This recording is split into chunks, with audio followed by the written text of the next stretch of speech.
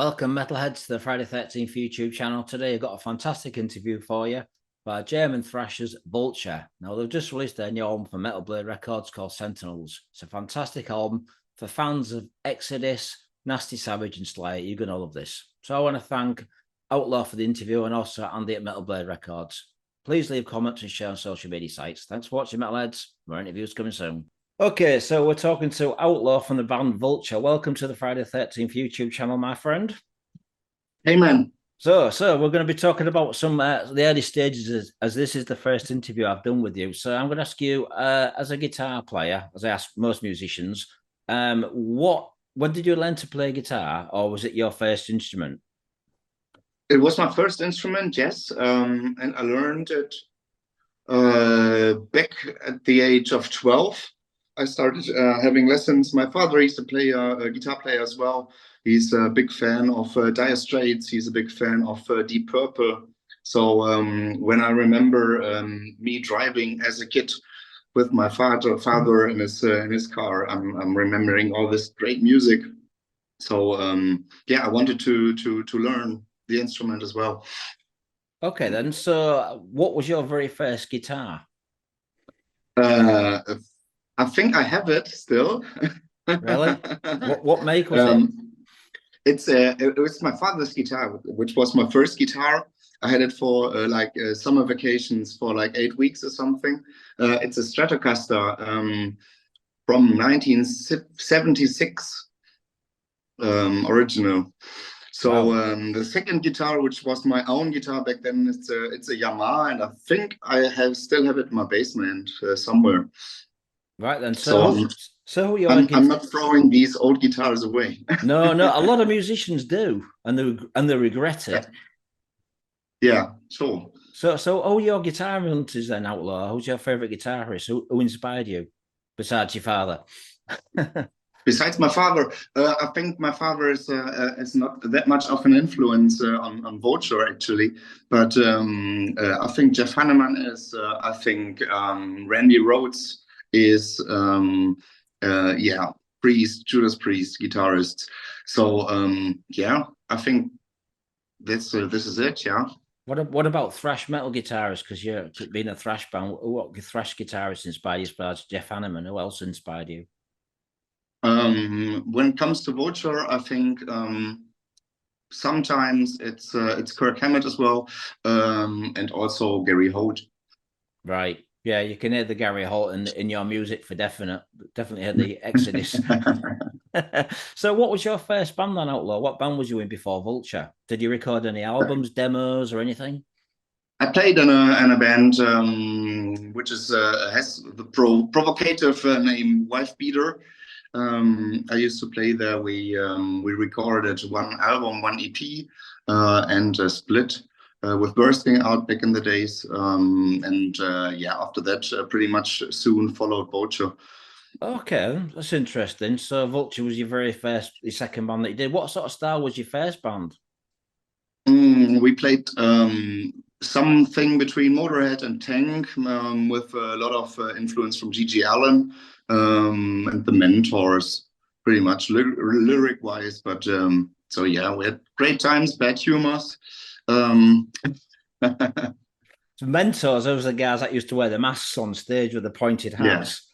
yeah. I saw them live once, and when we played our second or first gig with Vulture. Yeah. Right then. So Vulture formed in 2015, if I'm correct. How did you guys hook up? Were you in like school friends, or was you in different bands close by? I know Stefan, our other guitarist from university, and yeah, he was in contact with Leo. They had with our singer. They had heavy metal fan club together. Also with Andreas. Andreas and Stefan know each other from school, so that's what made us happen. And yeah, later on, Gerion joined the band, and we played some shows with his band Blizzon beforehand, and yeah, so we knew each other from parties, from concerts, yeah, and then he later joined the band.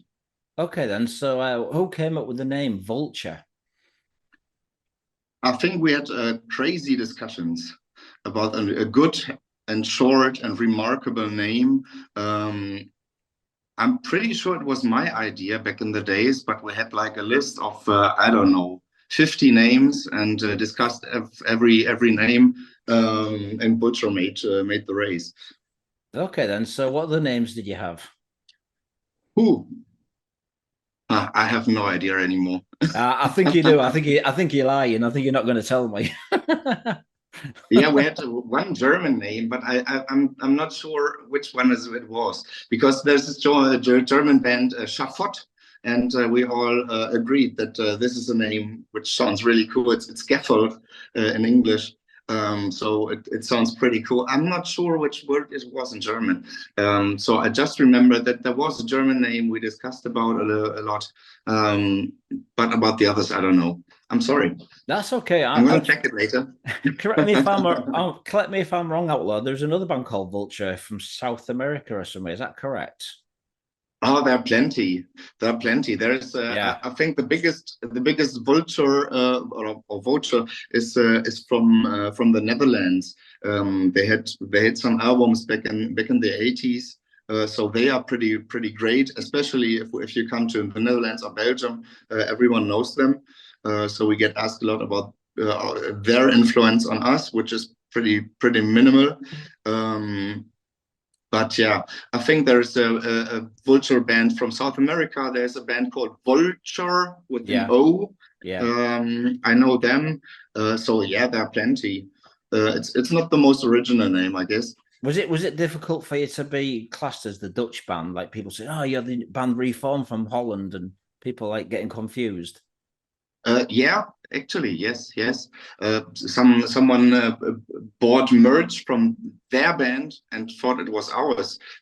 Okay. But so yeah, as I said, every time we come to the Netherlands, people ask about their influence on us. I don't think they think it's the same band.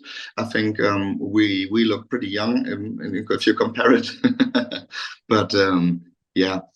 So how many demos did you record before your first EP? None. None. We had like 3 songs plus plus the Judas Priest cover back then, and recorded it as a demo track, which was later our EP. So we had these 4 songs. We had one weekend, brought our instruments to our producer, and started recording right away. And our aim was just to get finished within one weekend, to drive back home with a fully mixed demo. And yeah, okay, in the end, it sounded pretty cool. So we released it as an EP. Also, High Roller Records asked to make a vinyl version of it, and we agreed on it. I had a remaster done, but yeah. So we had no demos before. Okay, so you did a Judas Priest song. Which one did you do? It was Rapid Fire. Oh, it's a good song. Rapid Fire on the very first EP. And yeah, now we have full circle. We come back to Judas Priest with our new album, and recorded Tyrant as a special version. All right. So what made you want to do Rapid Fire? I mean, it's a brilliant song anyway. Did you do like a really heavy, thrashy version of it? Because I've heard Judas Priest have made it heavier in recent years. Yeah. We felt like back in the days, it's important to know your roots. Yeah. And Judas Priest is one of those bands that inspired bands like Metallica, like Exodus, like Slayer, a lot. And for us, it was important to understand their influence on the band that actually inspired us to make Vulture. And so we covered Rapid Fire, which is a pretty good heavy metal song for Judas Priest. But if you just pick up the pace and accelerate it a bit, then it's a pretty awesome thrash song. So that was our choice, and we accelerated it a bit. And yeah, I think the version speaks for itself. It's a pretty good thrash song, I think. I'm gonna have to check it out because I've heard Testament's version of Rapid Fire. Mm-hmm. So I will check out your version. So the Yeah. EP on High Roller Records, did it sell well for you back in the day? Mm. It was a surprise, yes, Yeah. because we played in bands before. As I said earlier, my band was White Peter. We had Stefan played in the one or the other band, Obsessor and Buddhas and Bastard with Andreas together. And we all sold some records before, but it was nothing comparable to the first Vulture EP, which was a great success for us.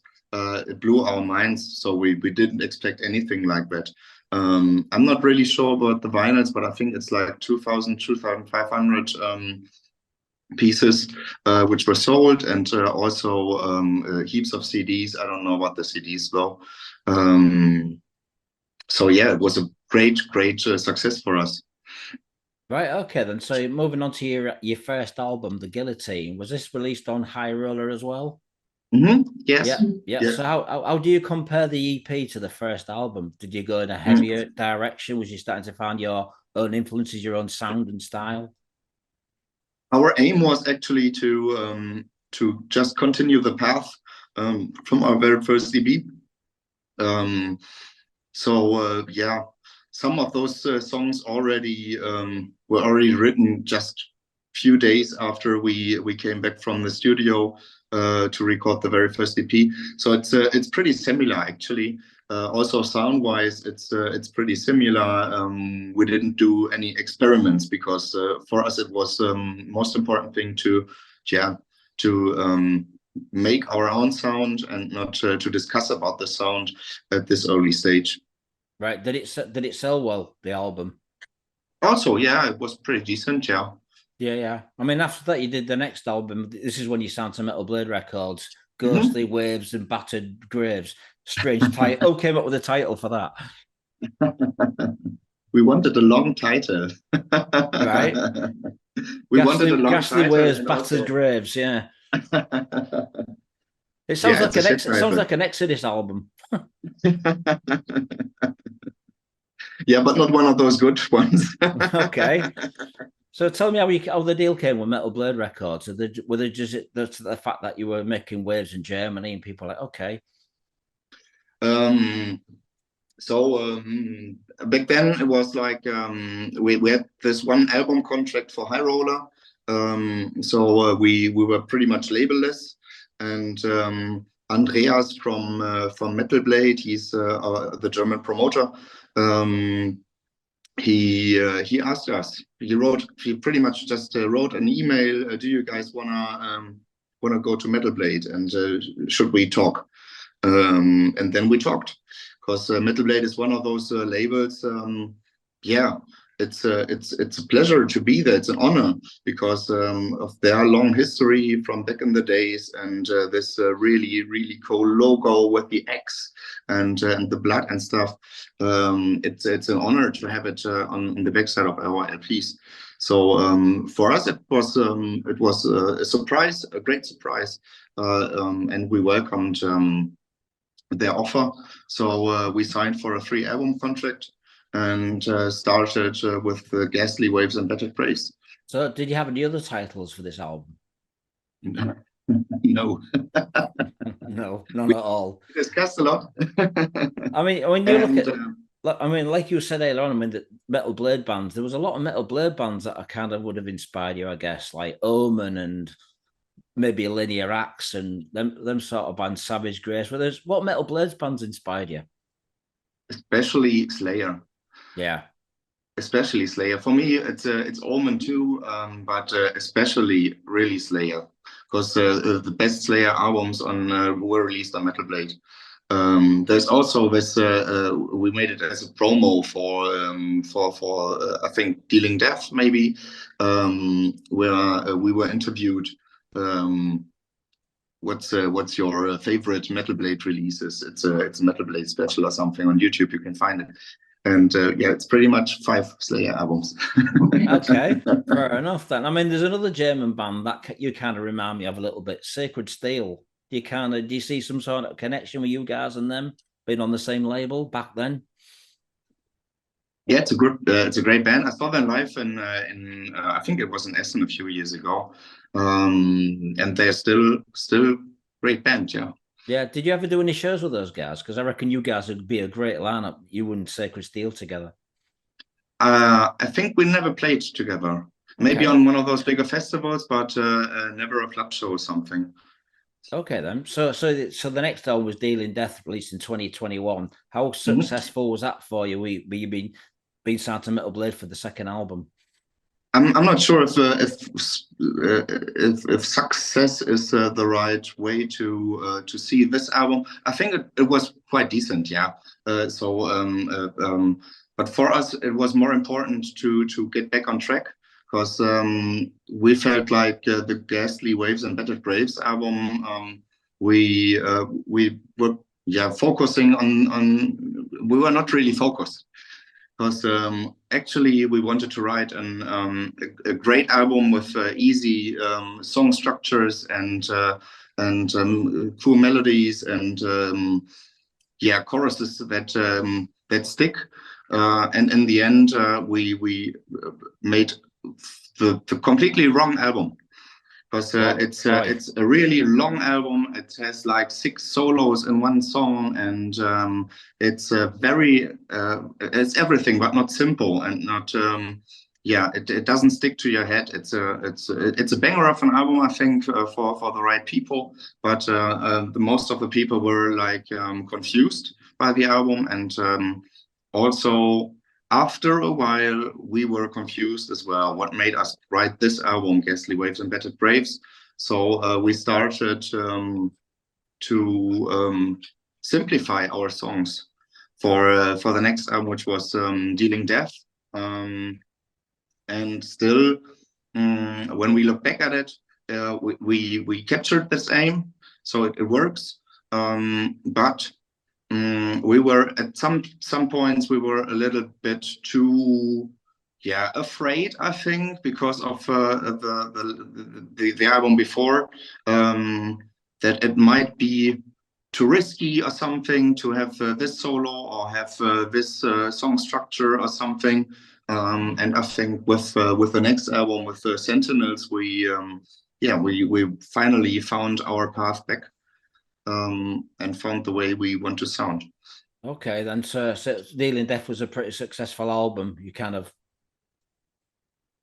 yeah. Yeah, it was quite good, yeah, because we played a whole lot of great shows. I mean, back when it was released, it was Corona times, so it was pretty hard to have a good promotion.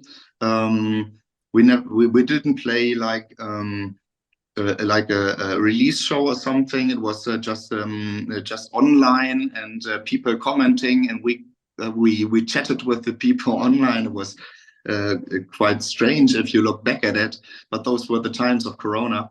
But later on, we played like Wacken, we played Summer Breeze, which are the biggest festivals in Germany, and had massive shows. We toured with Axetinctör.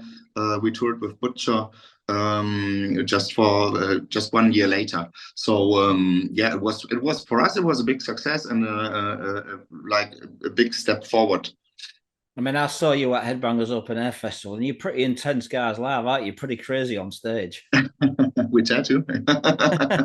You all got like real angry, possessed faces, and look like it's kind of crazy to watch. But you all play like BC Rich guitars, if I remember rightly. Yeah, that's true. The Warlocks and the Iron Birds and. Oh, you should see us now, because Andreas got one of those Ironbird basses now, Right. and we have I play an Ironbird guitar, Stefan plays an Ironbird guitar, and Andreas now plays an Ironbird bass. So it's the 3 guys of us together with the same instrument. Looks quite cool. Did you play a Mockingbird at Headbangers Open Air? Yeah, I have a Mockingbird. Yeah, I remember that. Yeah. So I mean, the new album Sentinels, was that a Judas Priest song titled as an album? Yeah, somehow maybe, yeah, but there's a Sentinel by Judas Priest, but it's like a bit of an homage, but not too much, I think, because what it means is pretty cool as well. So it's not just too obviously Judas Priest. Also, Heavier Than Time, which is like the subtitle. It's by Paul Beloff. Right, okay. It's like when he's on stage, it's Heavier Than Time. So you might check out Exodus back in the days. Oh yeah, I saw Exodus back in the day, man. So really, yeah, well, Paul Bailoff, yeah. I met him once, and he was such a crazy guy backstage. It was like nuts, crazy, crazy. So the Sentinels in your album, was that the only title you had, or did you have any other titles for this album? Yeah, it's Sentinels, Heavier Than Time. Yeah, but we pretty soon agreed on Sentinels. Right. So yeah, there's no different idea, because when we wrote Sentinels, I think the title was pretty soon obvious for us, and we pretty soon wanted to have the artwork done and stuff. So even before we wrote all the songs together, the title was set it. It's a really good album cover, as you can see behind me, with the clock and the who came up with the artwork? The artwork idea, the idea behind the artwork is tracked to set to a track where we have this checkmate situation. It's in the last track. It's in the Sentinel song. We have this checkmate situation with our killer. He's playing against the listener. So we felt like this might be a cool way for a cool cover, and we asked Mario Lopez to draw it, and he's done a great job. I think I'm pretty happy. Yeah, it's cool. I mean, so how long did it take to record this album, Outlaw? How long? We had like 3 sessions. We had the very first session was in May for I'm not sure. I think it was 3 days for the drumming. So we went 1 day just for building up and doing sound checks. And Gerion then had 2 days of recording. Then we had like a break of 4 or 5 weeks. After that, we recorded everything else in like 10 days. And after that, we had to record the solo guitars, because we didn't have the time for the solo guitars within those 10 days of tracking, because it was like every day was like Stefan was doing one song, Andreas was doing one song, Leo was doing one song, I did one song. So we finished song after song. So it's pretty tough to get the schedule. Yeah. So who produced this album? It's Mario. It's Marco Brinkmann. Right. Okay. He's been producing all of our albums, and also the EP back in the days. He's having his own studio now, which is called Hellforge Studios, and he's becoming very professional meanwhile, and doing lots of other cool bands like Sculpture. He's done some things for Evoked. And he's also working internationally meanwhile. So he's a great producer. We always choose him. Okay, then. So how would you see this album as a progression from your previous albums? As I said earlier, for us the race began with the Ghastly Waves and Battered Graves album, which was too complicated for us. And also, I think, too complicated for many listeners who were quite confused. After that, we wanted to make it easier to listen, but still have cool melodies, still have cool song structures. But we're a bit too afraid to develop it to the right way, which is Dealin Death. And after that, I think we made everything we ever wanted with the Sentinels. Everything we always imagined, We picked up the pace again. We wrote great catchy choruses. I think we recorded the best solo guitars we ever done. And I think, yeah, we developed the sound in all again-ness. Right. So what's your favorite songs from the new album then? It changes. Back in January, if you asked me, it was Death Row. Meanwhile, I think it's Unhallowed and Forgotten, because it sticks to your head so easily. So many cool riffs. Yeah, cool solos.